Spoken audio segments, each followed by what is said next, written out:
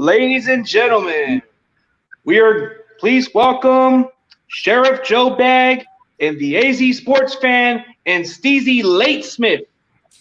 What's up, dude? How you doing, man? What's up, guys? What's up, guys? How you guys doing? Good, man. Good. I'm excited, man. We got preseason coming up soon in about 4 days.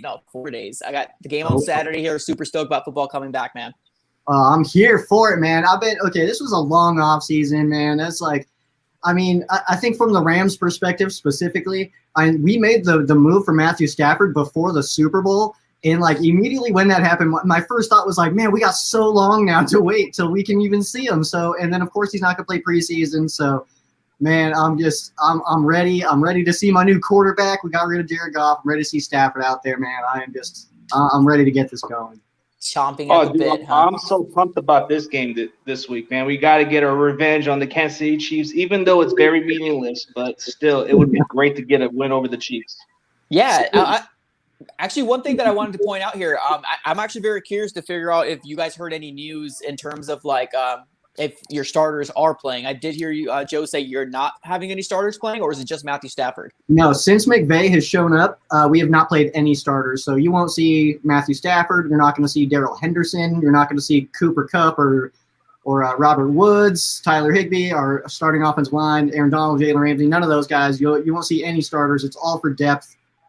And, we'll be seeing a lot of the twos. We'll be seeing a lot of those. But John Wolford, he did have an emergency appendectomy, so we're actually not going to see him this week either. So we're going to actually be rocking with Duck Hodges and Bryce Perkins at quarterback for our game this weekend against the Chargers. Oh, that should be fun. What about you, Sanford? What was going on this season? I'm just looking forward to what the starters will be. I want to see Trey Lance play, especially when he has to prove against some defense, some actual defense he'll have to play against. I mean, I like to see what these players could do. So playing against the Chiefs is a good start. So I'm not sure who's going to start in the preseason, but if it's Trey Lance, then, hey, it's all good. I want to see this kid play. Yeah, man, I agree. Well, actually, let's talk a little bit about that. I know, obviously, you have Jimmy Garoppolo. He probably won't have much, but who else do you have other than Trey Lance? You might see a healthy amount of Trey Lance, right? Yeah, we got to be able to see what he can do. I mean, a healthy Trey Lance. I mean, I think they want to be cautious with Jimmy. Maybe he might play some series here and there, and then we let Trey Lance play the entire preseason for 2 quarters maybe, and then we just let guys like Josh Rosen and Nate Sudfeld play in that role after that. Rosen. Yeah, I forgot you guys had Rosen. Any news on Josh Rosen? And as you can tell, I sighed. I feel bad for the guy. But how's Josh Rosen doing? I got good news, guys. Steezy's on board. He's here. Oh, buddy. What's up, Steezy? How you guys doing? Sorry, I'm a little late. What's up? Just a bit. What's up? It's all good, man. I'm giving you a hard time. We're going to nickname you Steezy Late Smith now. Just let you guys know, though. Sorry, real quick. Just let you guys know, I might be a few minutes late every Tuesday just because I have a show that I do at 4. Sometimes that runs late. That's what I thought I heard. Yeah. No worries, man. We're preseason, man. Are we gonna see those Seahawks starters in the preseason games? Probably not. I mean, maybe some of the rookies, if any of them start. I would like to see Joe Everett just because, I'm pretty excited for what he has to offer. But amongst the starters, probably not going to see a lot of them. Gotcha. I think that's different for the Cardinals. We heard Cliff Kingsbury say that we're going to see Kyler. I mean, obviously not a lot.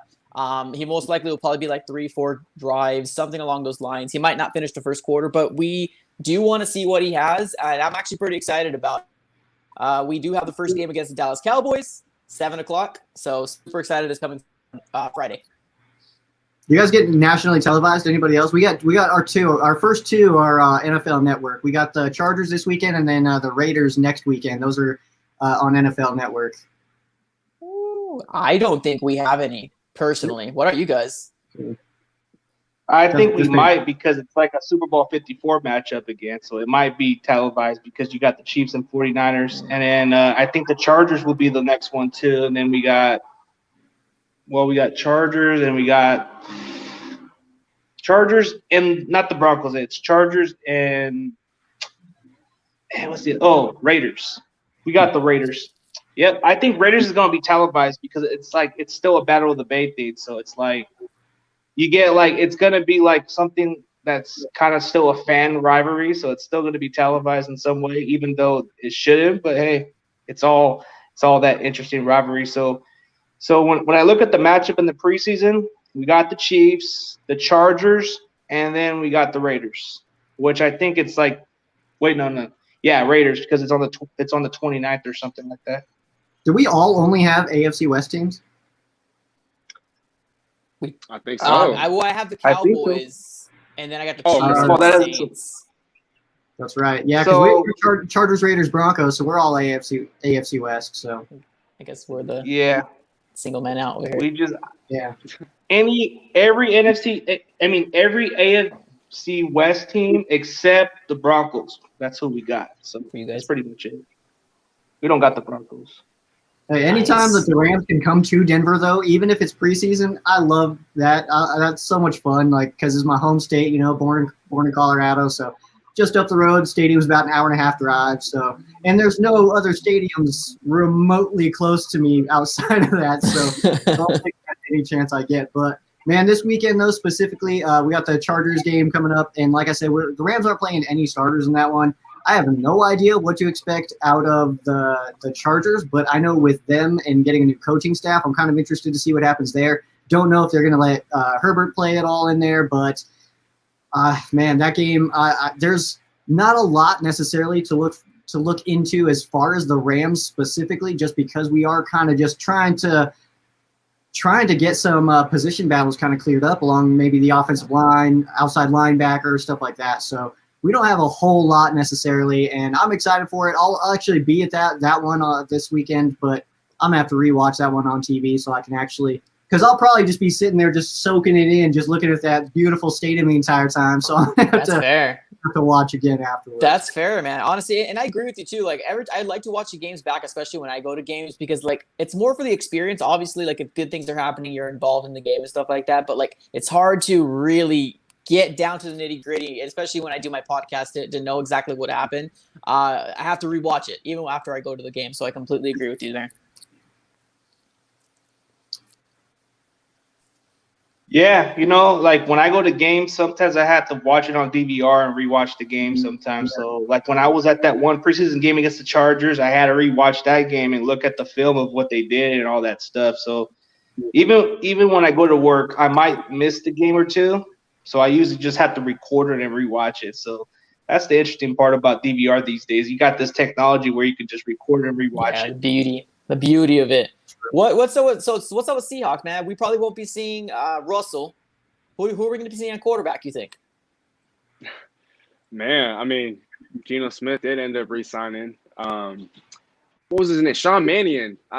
Joe might know a thing or two about Sean Mannion, but I think that, if I'm not mistaken, Seattle did bring him in a couple of weeks ago. I was a little surprised to see that, just because normally Seattle doesn't carry more than two quarterbacks on the roster. I don't know if he's there to maybe battle it out with Geno Smith for the backup job, but I do expect to see a mix of Sean Mannion, Geno Smith. I think we might see Russ maybe in the second to last, maybe the last preseason game. He might play a driver or two just to kind of, get some actual reps going. But for the most part, a lot of the starters are entrenched in Seattle. There are some position battles in the secondary, specifically amongst the cornerbacks. And so we might see, maybe a guy like Ahkello Witherspoon out there, maybe a Trey Brown out there, maybe a DJ Reed looking to prove that last year what he did in the second half wasn't a fluke.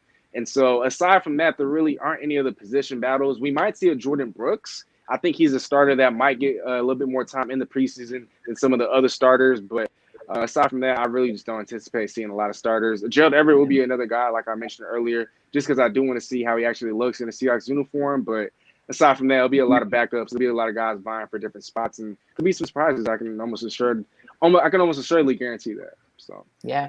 See that was signed on 31st of July to Seattle. One thing that the Seahawks fans, anybody listening, can watch for Sean Mannion, just because he did spend so much time with the Rams. One thing that his problem with the Rams, and one reason, he's notoriously one of the players that I've bashed the most in his time with the Rams, is simply because he's got one read, and if that guy's not open, he just kind of panics and takes a sack. So I'm hoping that, people can get better. People can progress and learn things in different coaching situations. He was in Minnesota for a little bit. So different things can happen. You can get better. I firmly believe that. So that would be one thing for Seahawks fans to maybe keep an eye on. If he's just going through that one read, and if that guy's not open, he just crumbles and doesn't know what to do. So that was my issue with the Ram for sure. I was not a fan of that. Nice. Let's see here. So we had I mentioned John Wolford had that appendectomy. It was an emergency appendectomy. He's out for I think just the one game. It could be two. And then we could see him in the final preseason game. But that was really, Sebastian Joseph Day had a little ankle injury, but he's expected to be fine. But anybody have any big injuries or anything? Nothing over here for the Cardinals side. And for me specifically, I knew one of the biggest ones was J.J. Watt. But I kind of knew that they weren't going to use him very much. He was put on the PUP list, but I think it's more for precautionary reasons more than anything. And I think so he's ready to go on week 1. They're just going to basically sit him out, not have him participate in training camp, which he didn't, as well as not be playing any preseason games. So nothing really big to report here on the Cardinals side, but I'm really excited about the rookies, man. We didn't have it last year. I want the opportunity to finally say, you guys no more excuses, right? We had preseason, we had the OTAs, we had everything to go. Let's see what these rookies can do. I'm excited about Zaven Collins. Hopefully he can get a good amount of share, which is our first round pick. Rondell Moore, our wide receiver, we picked up at a second rounder out of Purdue. There's a lot of buzz around him. A lot of buzz around Rondell Moore. A lot of buzz around AJ Green. Obviously he's in his 30s still, so I'm excited to see what type of receiver we're going to see. Obviously not a number 1. He doesn't need to be number 1. We got D-Hop for that, but a solid number 2 for AJ Green. So I'm really excited to see what we're going to look like. So in preseason, are we going to see a little bit more of Kyler Murray, or is it just going to be like mostly giving the backups more of the reps? I know it kind of depends on how they get the rhythm going. Yeah, we got confirmation that we will see Kyler Murray. I don't know how many drives. I'm not sure if it's going to be for the full first quarter. I completely doubt that.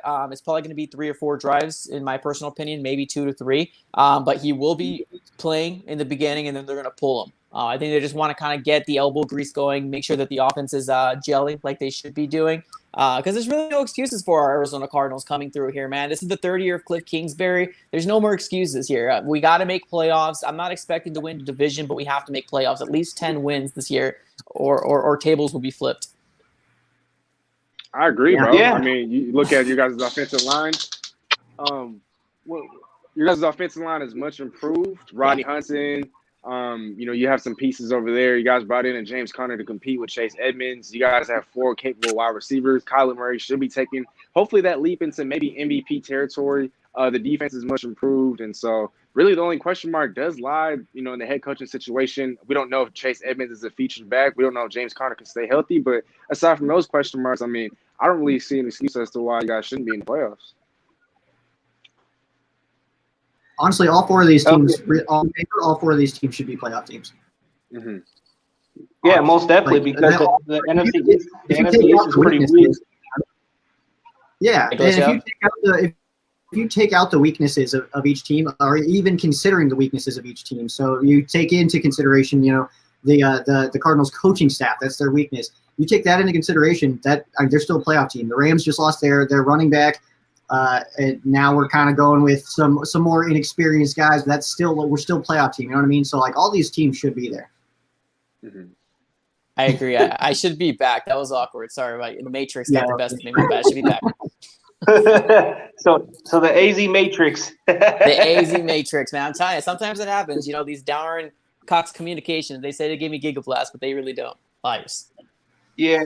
Sometimes I get bad reception sometimes where I work at too. So it's like, it could be like that too. So, all right. So as far as like preseason, the expectation for the Niners is just to see what Trey Lance can do. Like, I think he's going to get a lot of more snaps than Jimmy. Jimmy's probably going to play maybe a couple series, just like you would say about Kyler Murray. We're probably going to get a good look at a Trey Lance. And there's just quite a few players that have to step in and take that role. So, like that number 3 receiving role is wide open. And you know what? There's a guy that just happens to used to play for the Arizona Cardinals. He's making a leap. Like, AZ Sports fan, tell me what you got to say about this Trent Sherfield. You talking about Trent Sherfield? I like Trent Sherfield. I really do. I know that you guys recently signed him, and there's a lot of like Cardinal writers already saying like, man, that's the worst thing we could do to have him go to, our division rivals. But I like what I've seen from him. I think the biggest issue that we've seen from Trent Sherfield is that he never really had a solid spot. Because we've always kind of had somebody that was always upping him. He stayed around because he had some really, really good special team plays. He's very good in special teams. And if you're looking for a solid number 3, I think he can do that. Maybe more a number 4 wide receiver, but hey, he might work out a lot better in Kyle Shanahan's offense than he did in Cliff Kingsbury's. But you got a pretty good player there in Trent Sherfield. Yeah, you know what? It's kind of interesting that this guy was nothing more than a special teamers, but I guess the way you guys were too stacked at the receiver spot, it was kind of hard for him to even get some playing time. But he's an outstanding gunner. I looked at a lot of his highlights, and I'm like, wow, so he is a good special teams gunner. And he's got some speed for his size. I mean, and then watching a lot of the highlights during training camp, I'm like impressed. Like Trey Lance throwing the ball right to Trent Sherfield, bro. This guy is making contested catches. And I'm like saying, why did the Cardinals even bother? But it's because you guys are very stacked. That's understandable. Exactly.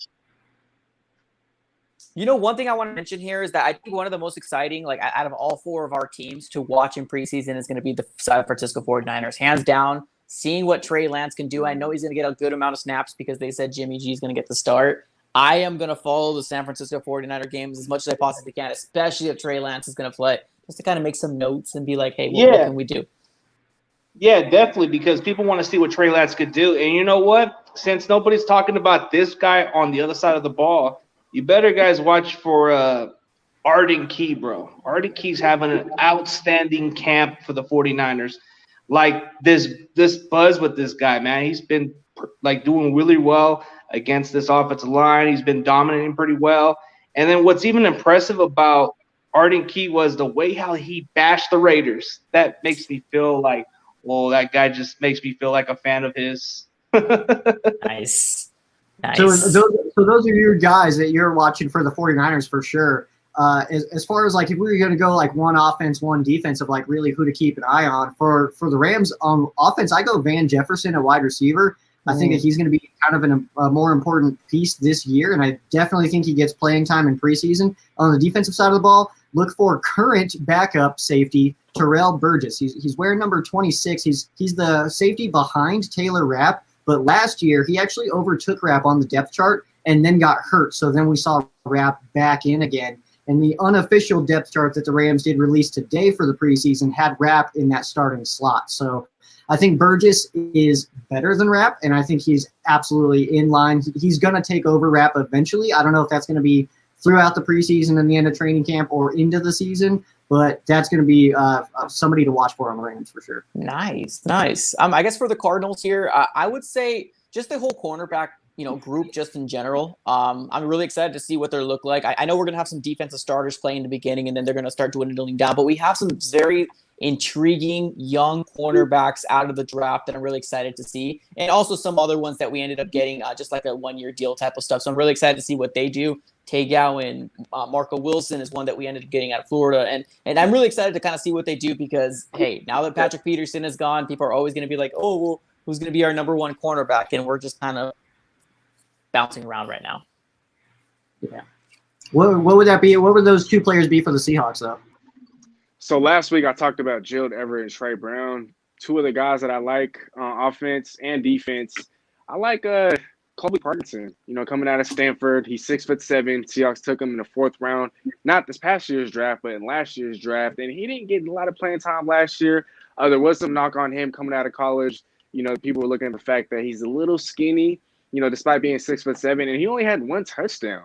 And so that's definitely a problem. But where it is over here, I've gotten in contact with someone who's actually an insider for the Seahawks, and they were talking about how Colby Parkinson has just been working his butt off the entire past year. He's gained more muscle. He's gotten stronger. He's looked very sharp in camp. And a lot of people are kind of pegging him as the breakout tight end in this little tight end group that we have. Like I said, I'm excited about Gerald Everett, but a lot of people are excited about Colby Parkinson. Will Dissly has showed lots of flashes in the NFL, specifically in the red zone. And so I think Seattle's tight end group could surprise a lot of people. Another guy that I'm particularly enamored with on offense, K. Johnson. I dropped a video about him a couple of days ago. A couple of months ago, excuse me. He still has to make the team, but I think given Seattle's need for extra wide receiver depth behind Tyler Lockett, DK Metcalf, and behind Dwayne Eskridge, who's currently injured, I think K. Johnson has a real strong chance of making a roster. He's shown flashes of being a potential Doug Baldwin or a Tyler Lockett clone. The way that he's able to gain separation off the line of scrimmage, the way that he's able to use his shiftiness to get yards after the catch, the way that he excels in the slot, it reminds me so much of Doug Baldwin, Tyler Lockett. And I think part of the reason why he went undrafted was the fact that he skipped all of last year. And so people, I think, kind of just forgot about him. Maybe level of competition wasn't there as well. He didn't play in the FES, but I think he's another name to kind of look out for. On defense, I'm looking at Poona Ford. I mean, he's an established defender in Seattle. He's kind of been on the upswing the last couple of years. The trajectory has been going up. He's getting better each and every single year. He did just receive a contract extension, and he's going to have that defensive tackle rotation all to himself. Jaron Reed is now in Kansas City. There are a lot of defensive tackles on the roster that are currently they have a lot to prove. And so I think with Poona Ford, I think we're going to see the best version of him this year. I think that we could see him potentially make the Pro Bowl. He's been one of the very best run stuffers in all the National Football League, but I think we're going to see him really take that next leap into stardom. I think that he's very underrated at getting after the quarterback, generating pressure from the inside. He's definitely a guy that I'm super excited for, and I think he's going to be a breakout player this year. And I wouldn't be surprised if he ends up making his first Pro Bowl, and maybe even being a candidate to becoming a first or second team All-Pro. Sheesh. Wow. I have a question for you, Steezy. Josh Gordon, what the heck is going on with this guy? Back and forth, a lot of personal stuff going on with him. I know he got reinstated SECG up there. Yeah, what's happening with him, man? He's not currently on the Seahawks roster, to my knowledge. But I do believe that if he is to be, reinstated, if he hasn't been already, then I think Seattle would probably give him a chance. I know that a lot of people have kind of closed the door on that. A lot of people think that ship is sailed, but I mean, look, the talent is still there, the tools are still there, and I don't know what happened last year. He was supposed to get reinstated, and then all of a sudden, he ended up going back into the darkness. And I think that he's ready. And if a team is going to give him a chance, it's probably going to be the Seahawks. And if the Seahawks aren't willing to give him a chance, I don't know if any other team is willing to do so. I mean, we saw the Patriots give him numerous chances. Obviously, the Browns were there by his side for who knows how many years. And so there's not really a lot to kind of touch on there. I'm not sure if he even gets back into the NFL. Last time I saw him playing football, he was with Johnny Manziel in that one league. And so obviously, you wish the best for him. You wish that, he hopefully gets another chance. You hope that he is able to put his demons behind him. And if he is, then, more power to him. I'll be rooting for him, whether that's in Seattle or maybe that's not in the NFL. Who knows? But if he is back with the Seahawks, I think that's a great sign. I think that's a sign that he's in shape. I think that's a sign that he's ready to play football. And who knows? I mean, Seattle does like to take flyers, like to take chances on players, especially if the talent is there. So we'll kind of just wait and see. Nice. It's like an interesting situation too, though, because like with that specifically, is like at any point the NFL can decide that that's not a punishable deal anymore. It's and I think that we're kind of close to that. So I think him kind of like fighting for that and wanting to come back, I think makes sense. But I mean, could you imagine if he just decides so he gets some kind of punishment and is like, all right, fine, I'm done with this. And then a year down the road, the NFL's like, no, it's fine. You guys can do that now. Like how terrible that would be. So I don't know, that's one of those weird ones. I've always kind of had the mindset of like, dude, just stop. Like your NFL careers end in your 30s and then you can do it for as long as you want to. Just hold on, man. It's crazy too, because I think Larry Fitzgerald said that too. Humble Larry Fitzgerald doesn't say very much, and he's actually put a tweet about that too. Just do what you got to do, collect your money, and then have your fun afterwards. But I mean, I don't know. I can't really speak too much to it because I don't know too much about it. So, but I mean, hey. Yeah. Okay. I guess I'm using where it's super normal. So. Yeah. True. Okay. What's up, CG? To make a fair argument about marijuana, it helps for the pain. A lot of athletes have every right to use any kind of medication, but the NFL just makes it kind of ridiculous to where, if you play this game, you're going to have a lot of pain and injuries. Right. Sometimes a lot of the treatments you take, it doesn't always help. They want you to take some pain medication. It doesn't always is the answer. I mean, marijuana, it kind of helps a little bit of your body a little bit. I know some people, I'm not encouraging any of you guys to do that, but for players' purpose, they're old enough to make their own decisions. But for some reason, they had a lot of severe injuries, and using marijuana helps reduce the pain away. So I don't know. What do you guys think of that?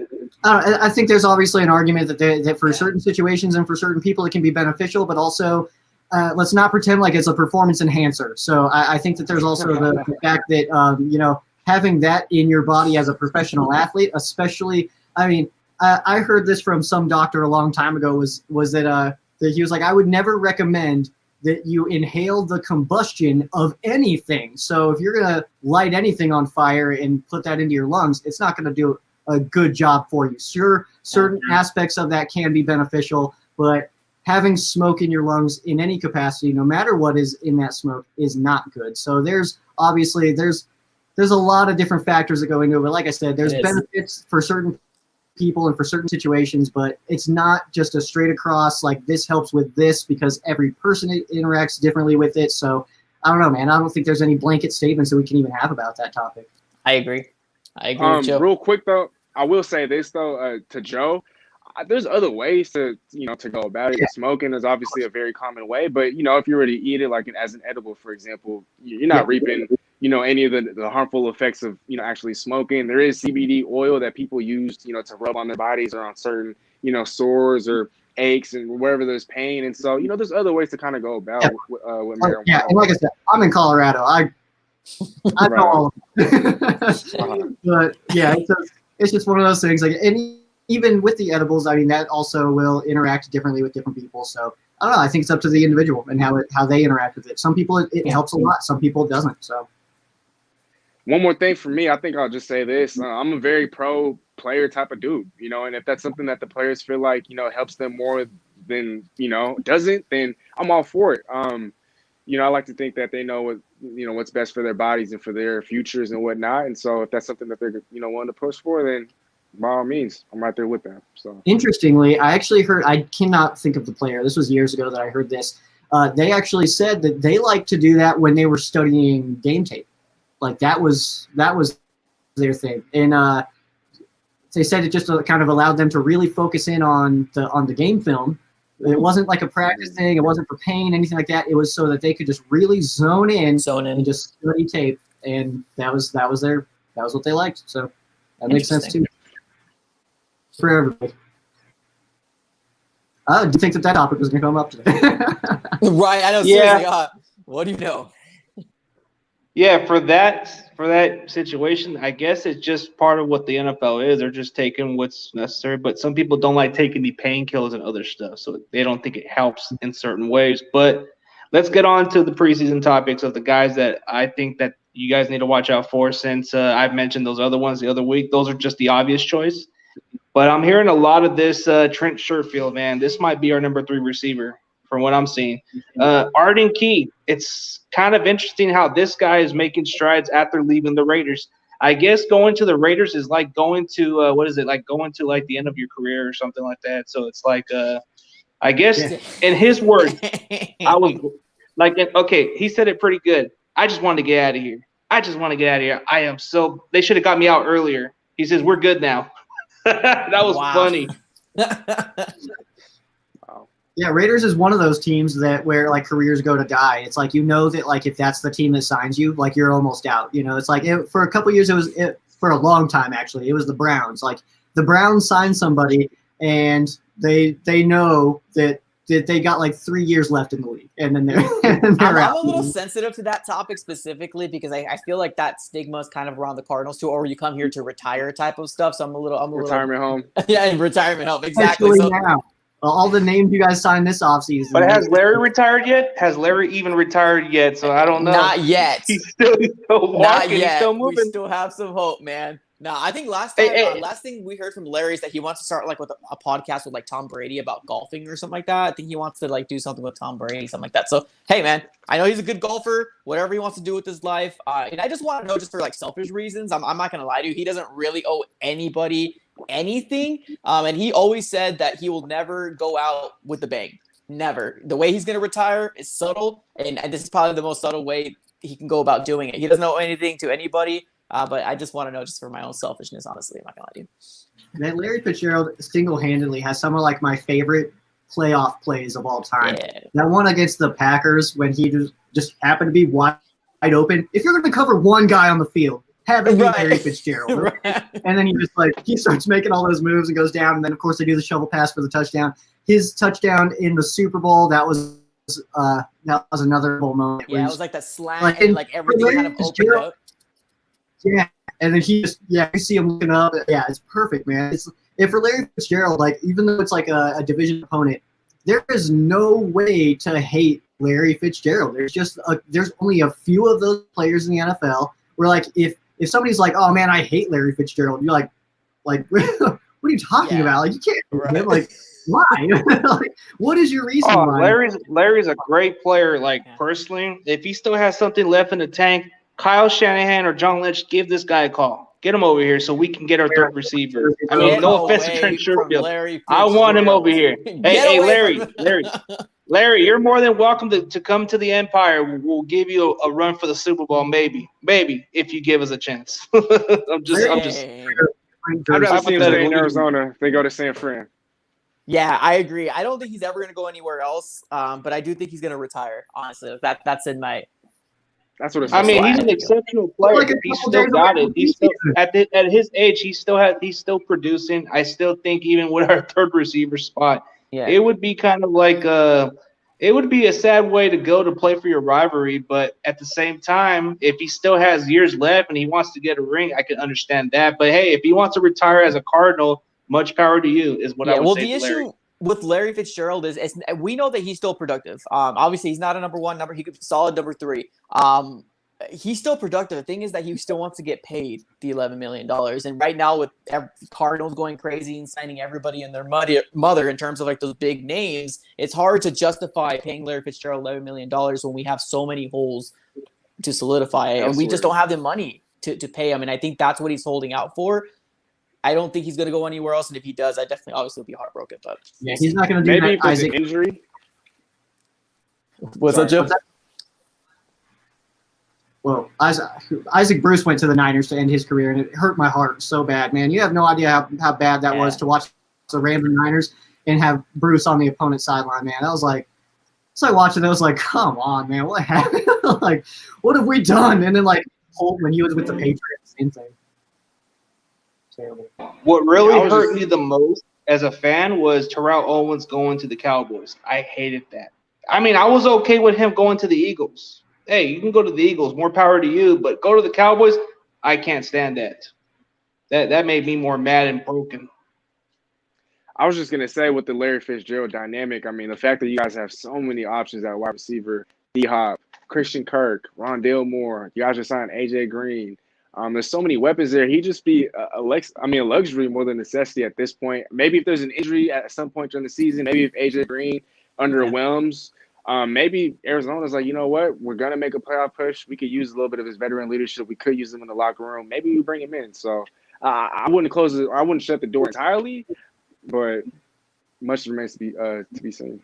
Yeah, I agree with that, man. If we do make a playoff push, I think it'd be a perfect opportunity for him to jump on it and be like, hey, we can do it. Let's get you that ring type of stuff. And I definitely think he'll be on board. But we got to see what happens with the Cardinals. I know there's a lot of hype here in the Cardinals fan base when it comes down to it. I think nationally they're not giving us too much. But like I said, I'm never going to complain. I'm more of the show me what you can do Cardinals so they can talk about us type of person. So it's just we just got to go through these bumps and bruises type of stuff. So it is what it is.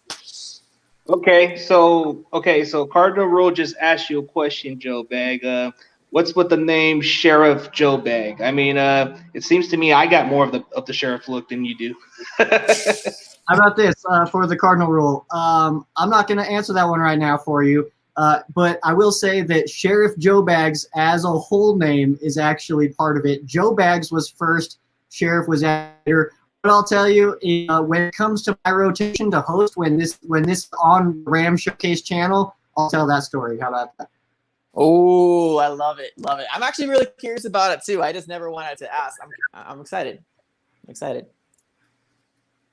some good stuff for you guys, I guess. I don't know how good it is, but I'll tell that one.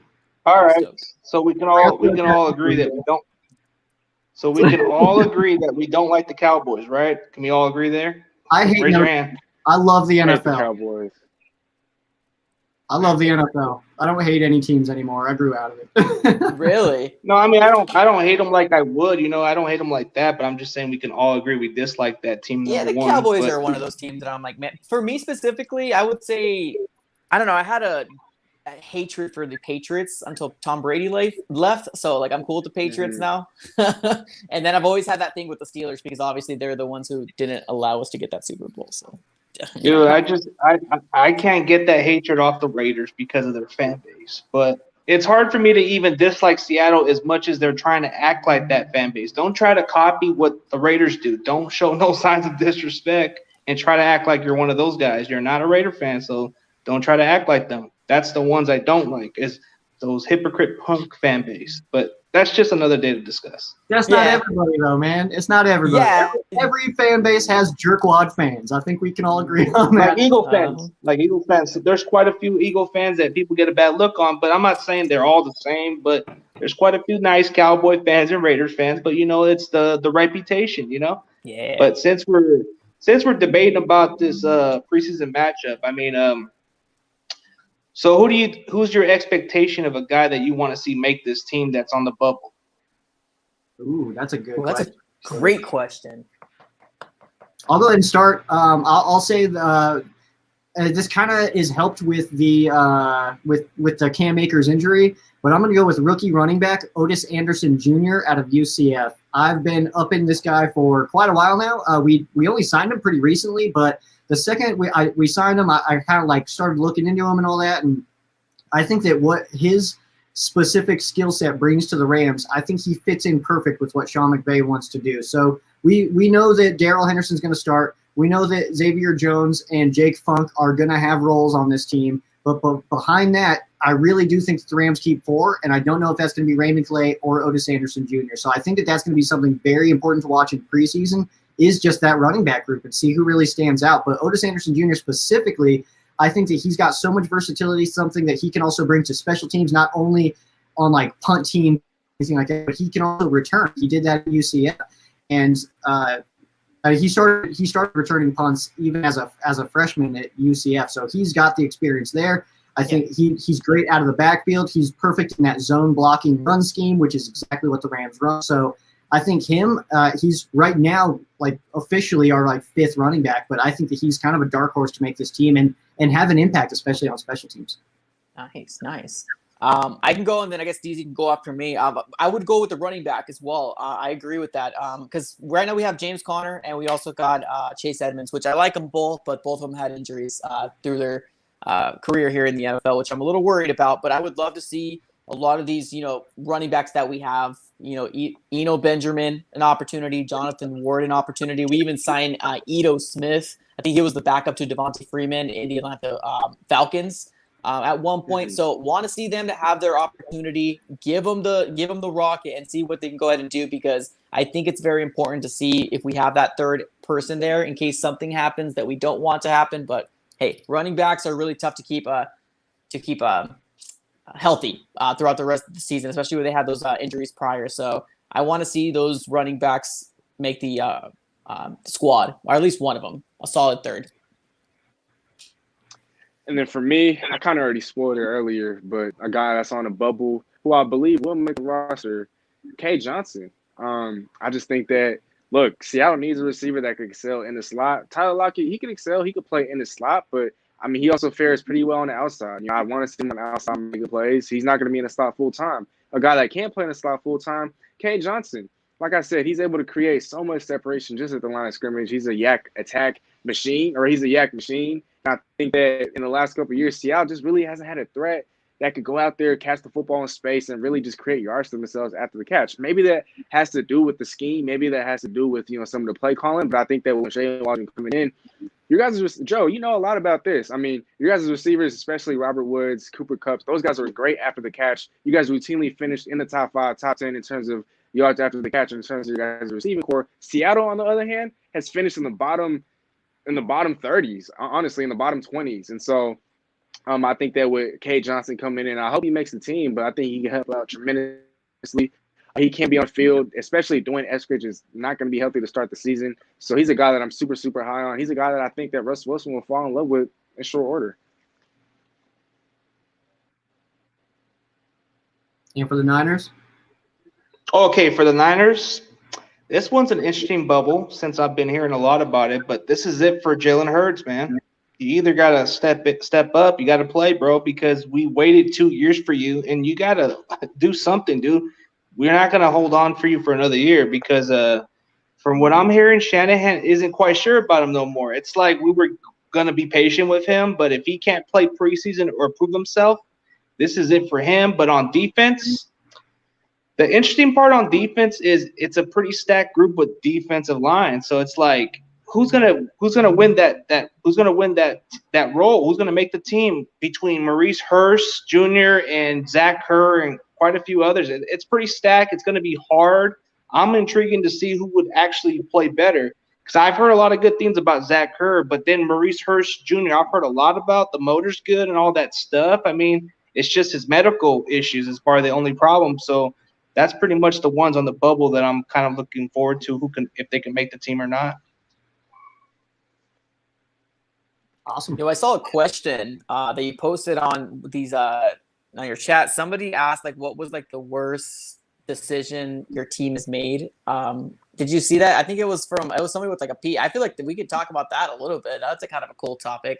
I could almost kind of see like a lot for the Cardinals, but you know what? You found that comment? I think he's muted. Let me look for that comment. Okay, no worries. We could just answer the worst decision for our teams. I'll start if that's cool. Just because I mean, obviously, I'll get you guys time to think. I think there's a lot of them for the Cardinals. I mean, I'm not gonna lie to you, especially on the defensive side of the ball. What do you want to say, Honey Badger, letting him kind of walk Calais Campbell? But I think one of them that hurt. No, I think I'm gonna go Calais Campbell. I think that one kind of hurt the most because I know he wanted to stay. He was pretty big in social media when he was with the Cardinals, and there was kind of a talking going back and forth where him and his sports agent was like, hey, they're Jaguars are offering me this. Can you go back and talk to the Cardinals and see if they can go ahead and do that? He wanted to make the full attempt to stay with us, but unfortunately that didn't happen. So I'm pretty sure there's worse ones out there, but that's the one that really kind of hurts the Calais Campbell not re-signing him because, man, I miss that big man in the middle. So are we talking about all-time blunders or just like sometime recently? Yeah, you could do recent. Yeah, it's kind of hard to recent. Yeah, I would say recent. Okay, I'll go recent. Oh wait, you go. My bad, Steezy. my bad. Man, there's a lot. I think for me, I'm gonna have to go with when Seattle traded Max Unger, and I think it was a first-round pick for the services of Jimmy Graham. While Jimmy Graham did have the best season by tight end in Seahawks franchise history, I mean, that didn't result in any further playoff victories. That didn't result in another Super Bowl. And I just feel like since we traded away Max Unger, we kind of gave up on our identity. Like we wanted to be known as a run first team, and yet they traded away one of the best centers in the game at a time for one of the best pass catching tight ends, but for a guy that was very reluctant to even run block, a guy that was very reluctant in terms of engaging in physical contact with other opposing defenders. And so I feel like that move was kind of the start of the Seahawks' mini downfall. And ever since then, I mean, the offensive line obviously hasn't been the same. I'm confident about the offensive line this time around, but I feel like once we gave up on Max Unger and traded him away, not only did we give up on the identity of the football team, but we became somewhat lost. And we haven't experienced any sort of playoff success since then. And a lot of things have gone backwards. So I'm going to have to go with Max Unger. Okay, since we're talking about recent worst choice, I mean, the worst decision for us was signing Eric Armstead and trading DeForest Buckner. I mean, you don't give away a cornerstone type player who can – I mean, he may not be in the same level as Aaron Donald, but he was close enough. He was able to do the double team. He was producing with lesser amount of talent.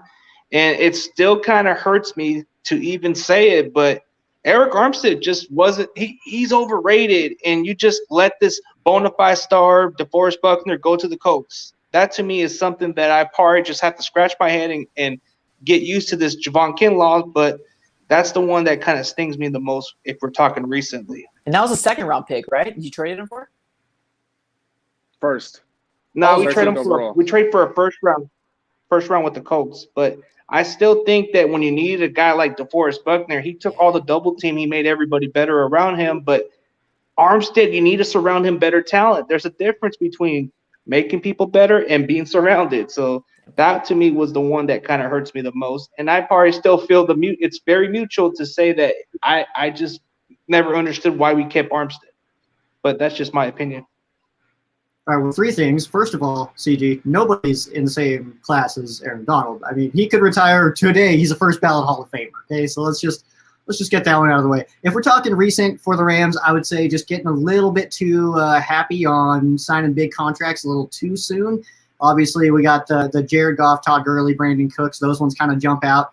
But then also for this season, specifically this offseason, I will just go to letting Austin Blythe walk, the Rams center from last year. He did such an awesome job, was such an amazing player, and we just didn't even try to really bring him back. We just let him go, and he's actually in a position battle at center for the Chiefs this year. So, I mean, we're probably going to see him in Chiefs preseason when he was our center stud. So, yeah, I think that one doesn't make a lot of sense to me to just let him go.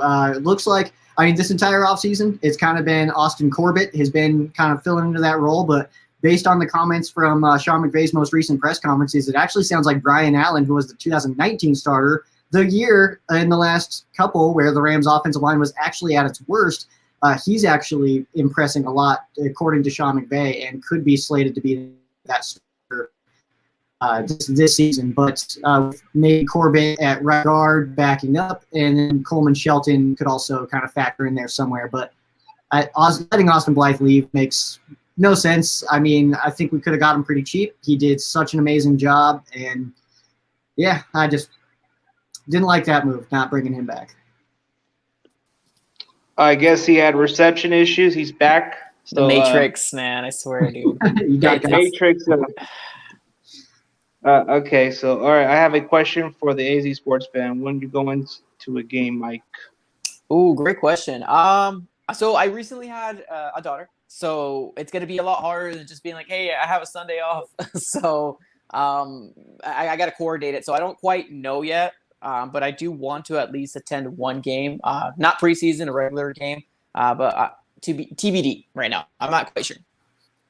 Hey, congratulations on your daughter. That's real cool. Thank you, man. That's real dope. Thank you. Yeah, I'm all congratulations, dude. That's a good milestone right there. Yeah, dude. I know. I'm really stoked about it. Wow. That's okay. That's beautiful. Yeah, and don't take offense to Ultimate Report. The feeling's mutual. Maybe you guys can collaborate and maybe have a different opinion, but he's a good dude, so you might need to check him out. If any of you guys haven't subscribed to this guy, he's a really opinionist analyst and diehard fan of the team, and he's been one of my loyal supporters for quite a while. Nice. So I got to give him a shout out. Yeah, no, that's cool, man. Honestly, to me, and I know like football is such an emotional sport, and to me, I'm never gonna sit here and get mad if somebody's not, scared of my team. I mean, I'm not scared of my team. We need to prove it. Like that's what it is. I hate being the little brother. I hate being the the bottom feeders of the NFC West. We need to prove it in order for people to be quote unquote scared of us. But hey, I don't blame them. Lance said we skipped Protect Sports Network. My bad, Joe. But Protect Sports Network, I see your comment. What's going on, Tony? Thanks for tuning in, brother. And then 49ers Ultimate Report, my guy John Jay. What's going on, bro? It was nice working with you a couple weeks ago. Hopefully we can get some work in again soon. Much love. Rams house, are you going to a game, Steezy? I would love to. I think most of the tickets, at least the home tickets, are sold out already. So hopefully if I try to get a ticket off a season ticket holder, maybe buy a ticket off of somebody else, I'll try to do that, but I do have some connections over here, so I'm going to do what I can to get out to a game, and, man, I'm super excited. You said the tickets are sold out? Get out to Seattle to a game. Possibly. I don't know. I'm probably hearing wrong, but there was just some rumors of that going around, and, I mean, I kind of just believed it. I could be wrong, or whoever told me is probably wrong, so I hope they are. I mean, Yeah, I know, but I agree with Joe, man. I would love to go to what is it called? Lumens Field? Lumens? What is the field called now? It's not Lumen Field. Gotcha. Yeah, now it's Lumen. I mean, I would like to go to SoFi Stadium. I would like to check out that new stadium from the Rams. I might want to just check it out because we usually have a good chance to invade that stadium and have our fan base out there. I heard that the LA takeover is kind of cool. But okay, so huge shout out to your follower, AZ Lennon. He's looking to get to 200 subs. Let's get this kid 200 subs if we could, you know. Anybody else? I mean, the Ramley. Okay, go check out this guy, the Ramley Sports Report. He's a cool dude. He's gonna start doing his channel more. He's gonna do like game reaction or something like that. Like definitely go check him out. That's Sheriff Joe's boy right there. But he's a cool dude. Nice. Oh, my boy Tommy Huxley, man. This guy, he's a music content guy. He does some videos every now and then about like his guitar stuff. But definitely. Oh, he's been known to be on TMZ interview with the shooting incident. Like he was interviewed one time for TMZ. Is Tommy actually awesome at guitar? Do me and Tommy need to have a solo off? Oh, he did one at the Garlic Festival. He did one at the Gilroy Garlic Festival. Like he was interviewed for that shooting incident for what happened at the time. Like in 2019, I believe that. You know that shooting incident where it had like a bunch of like that one dude killing people insane, and it was going on from there and then all around Texas also in different places. I'll be honest with you, man. My news is literally just the NFL. I don't get into 100%, man. Honestly, with all the shootings, it all blended in, and that sucks to say. Yeah. But I agree with you, man. All my news is NFL too. I hardly watch news now. I'll show Tommy. Yeah. I totally understand, man. It's all good. But hey, we're already reaching to the 50 minute. We're already reaching. Oh, Tommy, you might have competition with Sheriff Joe Bag. Nice. Oh yeah, but in all seriously, man, it was a great stream. The audience, huge shout out to all the 18 people watching right now. I appreciate it, and huge shout out to the AZ Sports Band for giving me an opportunity to be a part of this roundtable. And huge shout out to Sheriff Joe Bag for being one hell of a good Rams YouTuber and respectful. Huge shout out to Steezy A. Smith, who's been nothing but classy, but he's the GOAT of being late. Let's be honest. He's got a good reason, okay? Nobody is late. That could be. Oh man. Yeah, but in all seriously, we can just get to the final conclusion of what next questions we can ask. But I think we're already getting to the. I saw there was a comment from Lance. He said that we skipped over his question. What was his question? Okay, hold up. Let me see what we're. Okay, all right, Lance, I get you right now. Hold up, man. Man, dude, there's just too many. Oh, wait, I think no. I gotta go up a little more. Hey, Lance, I'll get. Okay. All right. There's the one with Lance's question. All right, let me answer first. Question for each of you on respective teams, rookies that's going to show out and rookie that's going to bust. Okay, this is a simple question. Trey Sermon will be the one standing out, and Aaron Banks, because I'm hearing a lot of negative stuff about Aaron Banks. He's not standing out. He's getting beat a little bit in training camp. So if that's the question you want, I'll go with Trey Sermon as a number one, and I'll go with the one with the bust as Aaron Banks. Man, this question is set up to make our own fan bases kind of hate us a little bit. Yeah, 100%. 100%. I'm trying to think, though. Like, I think I've got an answer. I think what I'm going to go ahead and do here for the one that I think that will pop, a rookie that will pop. Actually, Rams House just kind of stole my answer there a little bit. Is Jacob Harris at tight end? I think Ernest Jones has a real shot to become a real important piece at the linebacker spot. I think Robert Rochelle will have a little bit better of a showing, but I think that Ernest Jones will have more playing time. No Rams fan is going to like this answer, but of this entire class, I think that the one person that has the most bust potential is actually the Rams' first pick, which is Tutu Atwell. I think that he's just kind of like he's running into the issues. You know what I mean? Like he was the one that leaked our white jersey, or they were actually released. Then he had to go under the COVID protocol and couldn't practice. He's having a lot of trouble putting on weight. He's having a hard time with that. He's still trying to get up. If you just see him walk out there in his pads, I mean, he looks tiny. Like he's built like me out here. So I mean, I'm a little bit worried about him out there. I really do think he's got potential to get hurt out there. I'm hoping that's not the case. He is pretty shifty, but of all of the Rams rookies, I think that he does have the highest bust potential. But the Rams have a very strong class outside of that. I think Robert Rochelle, Ernest Jones, Jacob Harris, I think those are all great picks. I kind of selfishly like to add in Bobby Brown, but that's because he's one of my Texas A&M guys, so I like that one too. But Tutu, man, I'm having weird feelings about Tutu. I'm not sure he's the guy. That's fair. You want to go next, Easy? Yeah. As you guys already know, Seattle only had 3 draft picks, and so I am going to look to include some of the undrafted guys as well. For the rookie that I believe is going to boom, I'm going to go – man, I sound like a broken record, but I got to go – actually, no, you know what? I'm not going to go K. Johnson this time around. I'm going to go with the guy that I mentioned last week, Trey Brown.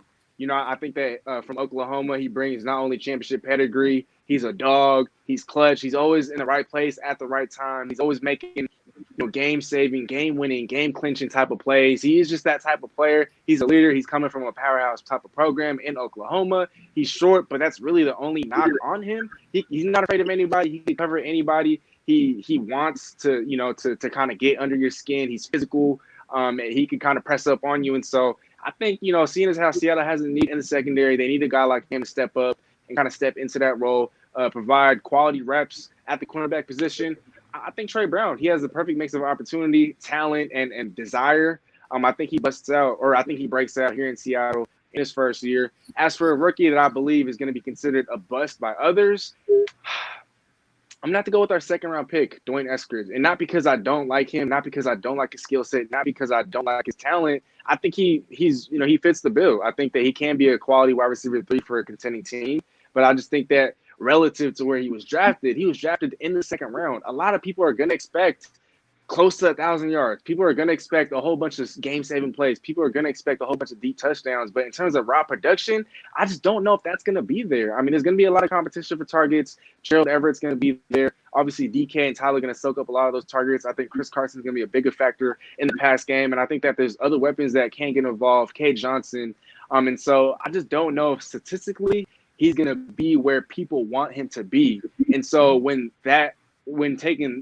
you take that into consideration, I think that he's going to be a bust. But in terms of what he brings to the table, in terms of him providing value on special teams, in terms of him being a dog, in terms of him being a leader for the other young guys in the locker room, I don't think he's going to be a bust. But relative to fan expectations and relative to where he was drafted, unfortunately, I'm going to have to say Dwayne Eskridge.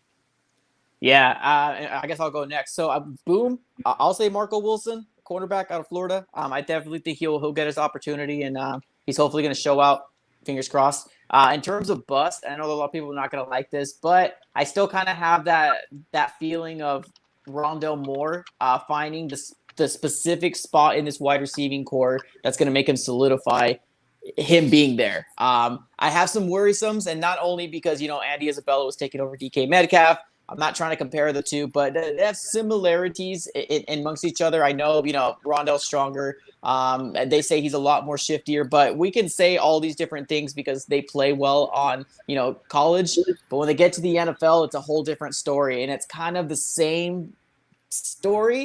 So I think bust potential for Rondale Moore. Bust potential. I'm not saying it's at all, but I'm just saying bust potential. Especially since the beginning, because I think Christian Kirk will be that number 3. And it's going to be A.J. Green at number 2 and then D-Hop at number 1. So I think a lot of people are going to be like, oh, here we go again. But I think if he gets his opportunity, I think he'll show up. All right. Now all of our fan bases hate us just a little bit. Exactly. It happens. If we're not hated, hey, but we keep it real over here, though. Yeah, exactly. We keep it real, so you gotta give yourself that parachute by saying just bust potential. I'm not saying Tutu Atwell's not gonna do crap. He's like, of anybody, he's got the chance. Like right, exactly. That's all you gotta do. Quotations. All right, guys. That was a good show. That was a great stream. It went longer than expected, but as far as everybody else, I appreciate all of you guys, and huge shout out to the AZ Sports Fan for giving me the opportunity and reaching out for me. I'm always thankful and grateful for these opportunities, and guys like Ram Showcase and Steve A. Smith, you guys have been nothing but respectful And I totally look forward to the near future when I host the roundtable again. But all the guys, be sure to subscribe us, and we'll definitely keep this vibe going, man. This NFC West vibe is awesome. Yeah, we actually, for everybody watching, we actually don't know which channel we'll host yet. We will have that discussion, and it'll be in the community tab, I'm sure, of all of our channels, so you'll be able to know there. Yeah, so we'll update you guys on that in the near future, but probably like next Tuesday we're gonna do it again. So we'll figure it out whether it's Steezy but Ram Showcase. I think you said another time, so it's either Steezy or the AZ Sports Fan. That's pretty much obvious. We'll update you guys. But as far as the stream, we're gonna end it, and we're gonna say thank you. I'll give you guys your last saying, and we're gonna end the stream. So who wants to go? First? I'll go ahead and go. Okay, I'll get you in. You guys follow me on any social media. That's at Ram Showcase on Instagram and Twitter, facebook.com/Ram Showcase. I am at Sheriff Joe Bags on Instagram and Twitter, facebook.com/Sheriff Joe Bags. And then also make sure you guys subscribe. The channel is Ram Showcase on YouTube. We'll pump out a show every single week. We'll be recording tomorrow. That puppy will drop on Thursday, and I'm sure I'll have some sweet stuff for you guys as far as like photos, maybe some videos or something from my time in SoFi Stadium this weekend. Can't wait. Nice. Thanks, guys. Okay, so who's next? AZ, you want to go? Sure. Yeah, let's do it. Cool beans. Hey, man. So AZ Sports Fan here. You can find me on Instagram, Twitter, all that different stuff, or you can just search up the AZ Sports Fan here on YouTube. You should be able to find me. Started the channel about 3 years ago, looking to grow, trying to hit 7K by the beginning of the regular season, 10K by the end of the end of this season. So hopefully, fingers crossed, check me out. I'm dramatic as they come. Thank you.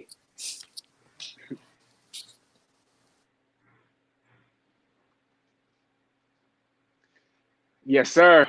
First of all, I just want to say to everybody that's been tuned in, much love. If you aren't already subscribed to my boy CG Group of Sports, you're missing out, man. I don't know what you're doing. Definitely be sure to hit that smash that like button, drop a comment, hit that subscribe, and then at Ram Showcase, at the AZ Sports Fan. You can find them on YouTube, all socials, CG Ruther Sports as well. Don't forget to subscribe, follow them, all that good stuff. And you can find me primarily on YouTube at Steezy A. Smith, SteezyASmith. Just a little bit of background on me if you don't already know me. I reside here in Seattle. Just started my channel about a year ago. And so the goal is hopefully to hit 3K by the time the season starts. But you're not just going to find Seahawks content on my channel. You're going to see a whole bunch of NBA.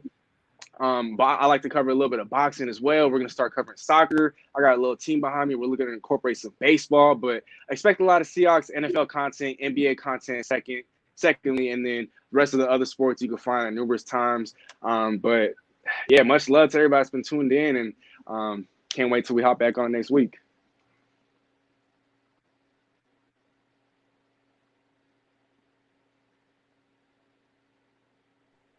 Oh, I'll say my last saying to the audience here, and then we're gonna end it from here. Okay. I appreciate every one of you guys to come to support this stream. This NFC West Roundtable has been fantastic and a great opportunity to be a part of this. It's thankful that I'm here. Huge shout out to the AZ Sports Fan. Go subscribe his channel. He's on the road to 7K. Go subscribe. Joe Ram Showcase. He's an excellent Rams YouTuber, very funny and outspoken guy. Go check out my boy Steezy A. Smith, a very knowledgeable Seattle vid maker. And as far as to you, check out my channel. I'm more about straightforward. I'm more about outspoken, on the road to 3,000 subscribers, looking to get 4K at the end of the season. So we shall see. But as far as my content, I do more than just Niners content. I do a little bit of all 32 teams and wrestling content. But as far as this content, we're doing the NFC West. So I thank every one of you guys and have a great day. Let's end this stream. All right. Want to end it? All right. Yeah.